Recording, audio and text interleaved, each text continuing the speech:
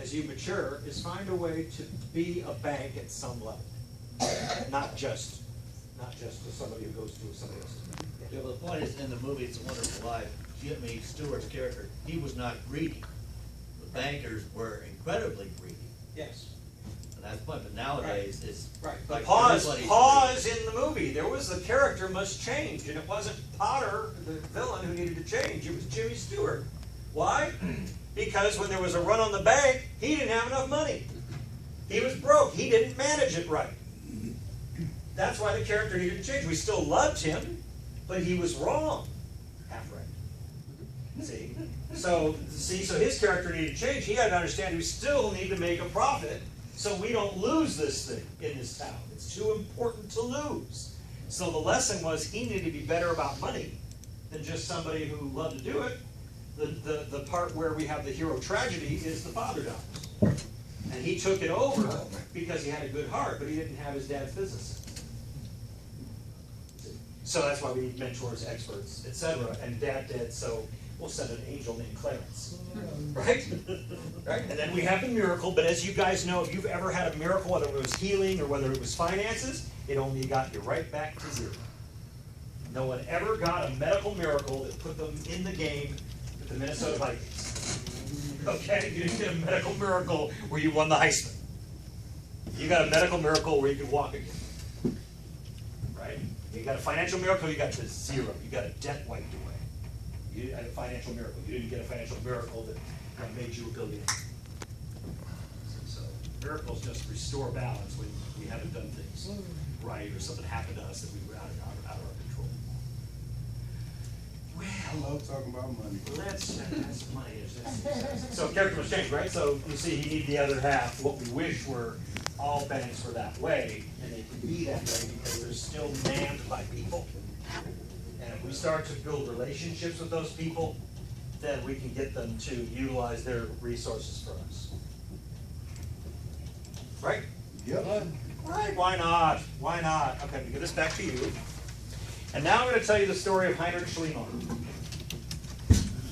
Okay, so we talked about fact, myth, and truth. Facts were true, but only at a certain moment in time. Right? So as soon as, like, today happens, yesterday's facts might not be true anymore. Certainly, if there was a research study that happened 20 years ago, let's talk about kids today, 2014 versus kids 20 years ago, 1994. Okay. 1994 kids, are they different? Yes. Well, sure, right. If humans become what they learn. Right? What are kids learning today? What are they learning from? What do they have today they didn't have in 1994? Computers. They start with computers. Smartphones. What else? TV. Games. Games like. Brain rot. And what other types of games? I'm waiting for somebody to say Grand Theft Auto. I'm waiting for somebody to say Halo. Right? Yeah. Right? You don't think Angry Birds? You don't think that changes a person, a human? Right? So now we could read a research study about kids 20 years ago, and it might more apply to us than it does today's kids. But what they do is we're constantly funding educational resources in universities to help today's kids, but we're studying people because the study started 10 years ago. We're never caught up with it, right? So that's why facts are iffy. They only get all the press and the news because there's money behind it. That's it, because you hear where the money is, right? Yeah. Right? The Catholic Charities is not advertising the Lee Dining Hall menu on the news to get people to come down and enjoy a meal for $19.95. Right? Dinner and a show. Right? You're right about that. Right? Okay? It's not, the money's not behind it, right? No, right? Right. Okay, so. All right, so that's that. So then we have truth, and truth is what works. A truth is also, well, what works? In life, what can you tell me is a truth? Today's Tuesday. What's that? Today's Tuesday. Today is Tuesday. It's a truth. Okay? Today is Tuesday is a fact because tomorrow, it'll no longer be today is Tuesday. All right, because today will be Wednesday. What? Give me the truth. Truth is relative to the We time. need water to survive. Is that a truth? Yeah. Pretty good, okay? Oxygen, right? That's great. Good job. Okay, what else? Give me some more truths. I'm sitting here.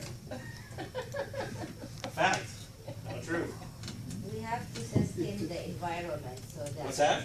We have to like sustainable environment.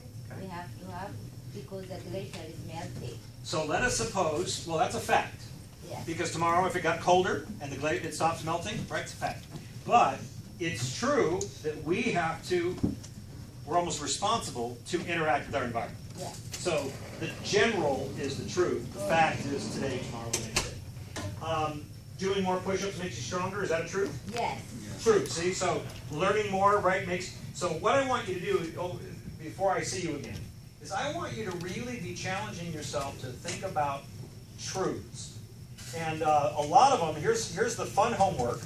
Is I want you to not just study some slogans or some philosophy phrases, quotes, right? But I want you to definitely study Ben Franklin.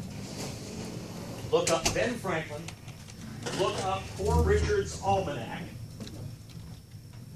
And I want you to look at some of the things that were little ditties. We call them quotes.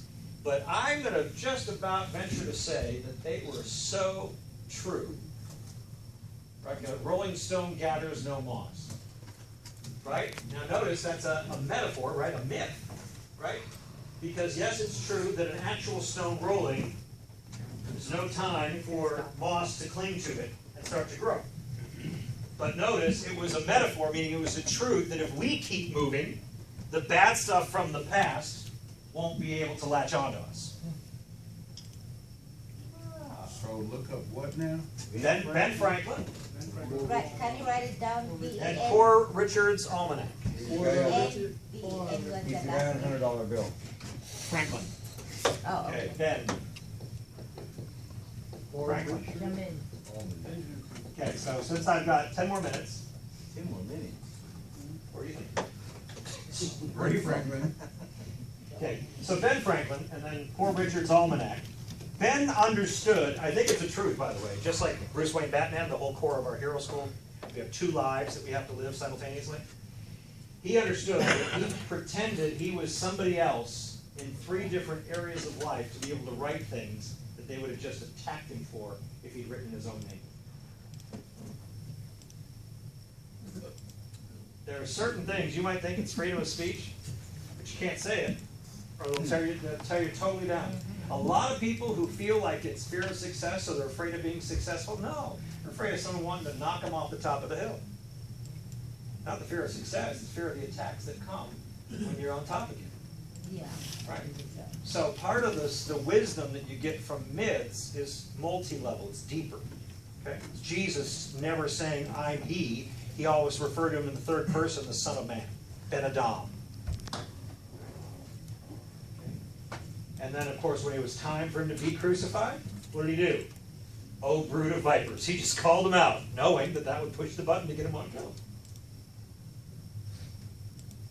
But you can't teach 3.5 years talking that way, right? You got to talk third person. And that's what the Poor Richard's Almanac did as an example. Let's see, Richard's Almanac. But when we meet again, I want you to be thinking about truths. Now, I'm going to tell you one more story. On my Fact, Myth, and Truth, I love to tell the story of Heinrich Schliemann. German? I'm not even having you look it up. Yes, German, S-C-H-L-I-E-M-A-N. Heinrich Schliemann, maybe 2 N's. Heinrich Schliemann was the guy, now 2 of you probably heard this story, but since we rotate here, some of you were within a month, have not. Heinrich Schliemann was the kid whose dad, a pastor, wasn't doing so well taking care of him. So as a kid, at say 10, 11 years old, he sent him off to live with his brother, his uncle, in a small Bavarian German town in probably the 1820s and 30s. I believe Heinrich was born in something 1826, so let's call it 1835. Okay. He goes to live with his uncle. And now, age 12, 13, 14, he is working for his uncle in a delicatessen in a German town somewhere in Germany. And the typical clientele coming in and out are college students, college professors, right? Typical. They would have steins of beer and ale. They would have, typical stuff in a German delicatessen. Well, Heinrich was possessed by the stories of the Iliad. We have the stories of the Iliad and the Odyssey, penned later, but initially part of the oral tradition of Homer, 8th century BC. And these are the stories where we get stories of Agamemnon and Troy. From the Odyssey, of course, we got the whole Medusa. We got all these different things. We got the movie Troy with Brad Pitt. Man, what a tragedy was that. Anyway, so we get these stories throughout mythology, and if we talk about myths being false, that's what most people are taught from school, that myths aren't true. So that's where we get this definition, myths are true. So let's just tell the rest of the story, though. So Heinrich Schliemann's in there, and a certain professor would come in every day to eat and drink, and he'd get hammered. Professor, when he'd get hammered, would be just reeling off line upon line of the Iliad and the stories of Troy, Agamemnon, the Trojan horse, all these things going on.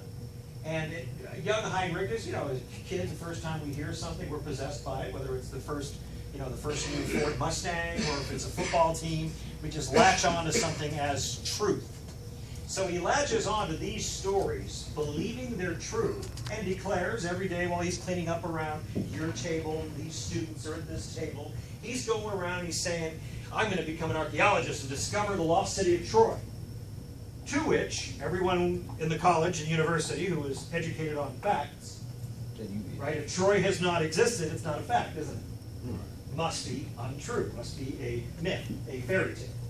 So he won't be dissuaded, though, right? Because he's convinced this is true. Okay. So he endures this, and only because he's got this idea, it gets him thinking of what he's going to do next. Now, I'm going to pause on my story to get you thinking about your screenplay exercise. Who has their screenplay book here in the room? And why do you not carry this thing with you? Do I really suck as a teacher? No. I have mine. Oh! I didn't start mine. Okay, so remember, every day you're supposed to write down something you did in the direction of where you're headed. Yeah. So, excellent, thank you very much. So imagine Heinrich Schliemann has the screenplay. He's going to hero school, even if his professor was hammered, right? Okay, what has he written on his back page? I'm the archaeologist that discovers Troy. You get it? Do you understand? Are you with me?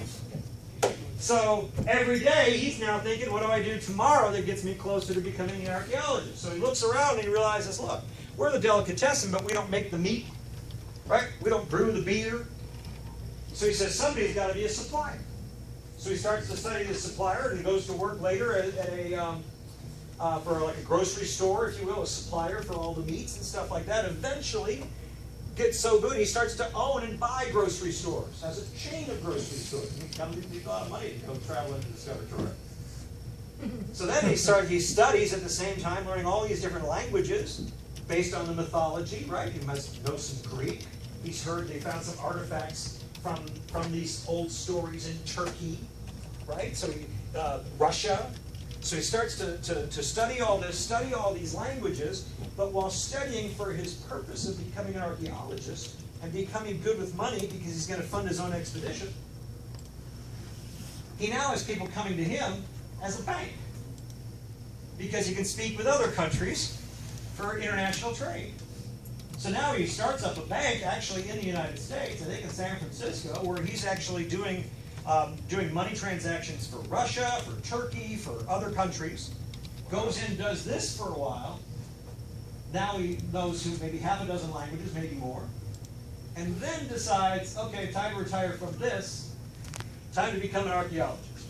And he sets out to go discover the lost city, the fictional city of Troy. And within 10 years, discovers it on the western shores of Turkey. Following clues from a book that everyone else thought was just mythology, just fiction.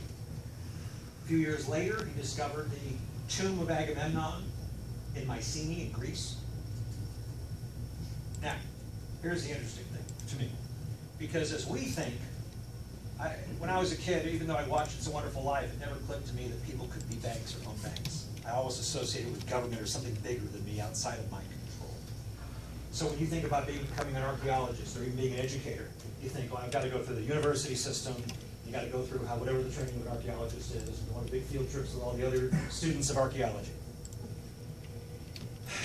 And yet, the people that invented our airline industry, our flight industry, were the bicycle shop owners.